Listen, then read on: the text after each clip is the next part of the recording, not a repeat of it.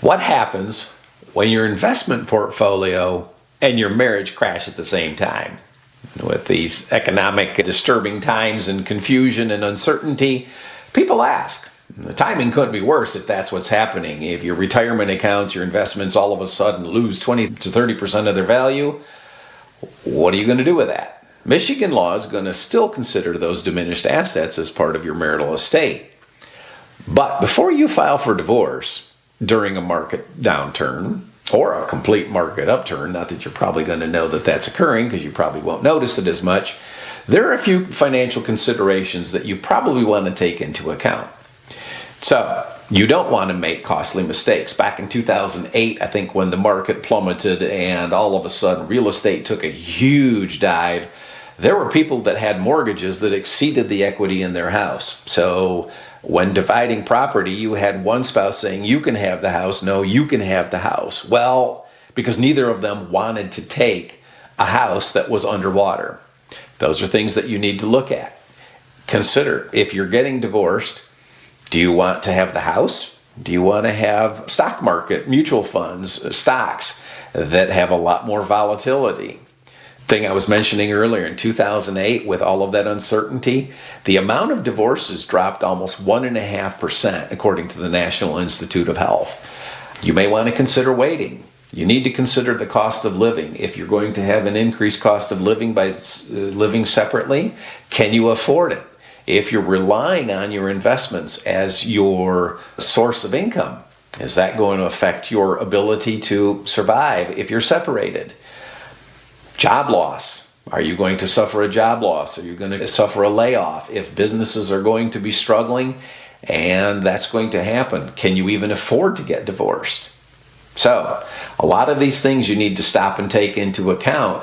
If the stock market all of a sudden plummets, if businesses are struggling, if the cost of living is going up, you need to stop and say, all right, can we afford to even get divorced at this time? That will affect your strategy. Now, here's another thing. Stock market is plummeting and you want to file. Do you want to have a date of division, for example, on the date of separation? Or if the stock market keeps going down, would you prefer to wait until the time you get actually divorced, the date of judgment? Because then you're dividing less. So if you're actually taking the stocks and want the stocks that you expect to go up, you may say, my strategy is going to be hold on as long as possible with getting a judgment or waiting as long as possible so that you can take less in the way of mutual funds and stocks and investments and not take the house. The flip side, if you're saying, well, I want the house, the value of the house may or may not go up, but it may go up less drastically or down less drastically. And then you're going to get a real estate valuation of the house. And that might be your property. And you say, well, let's just take today's date and be done. You're going to have to talk to probably your financial expert as well as your attorney as to when you would want to have your valuation date. Would it be at the date of separation? Is it the date of filing? Is it the ultimate date of a divorce judgment?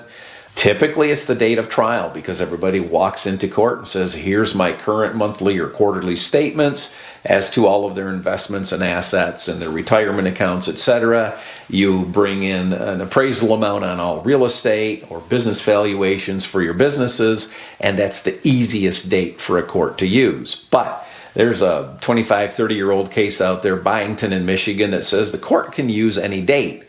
So if you're playing games, the court system can use different dates for different accounts depending on you playing the game, if you will.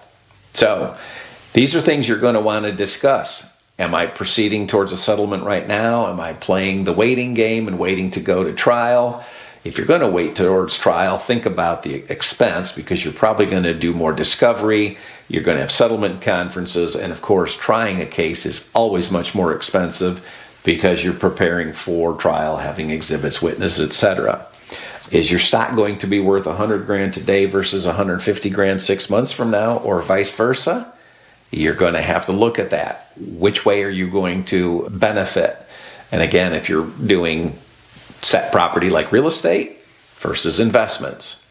So it's complicated. You're going to need to talk to your financial advisor. You're going to need to talk to your attorney.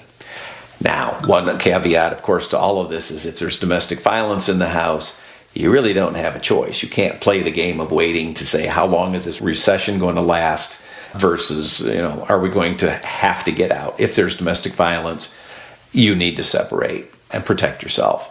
Until next time.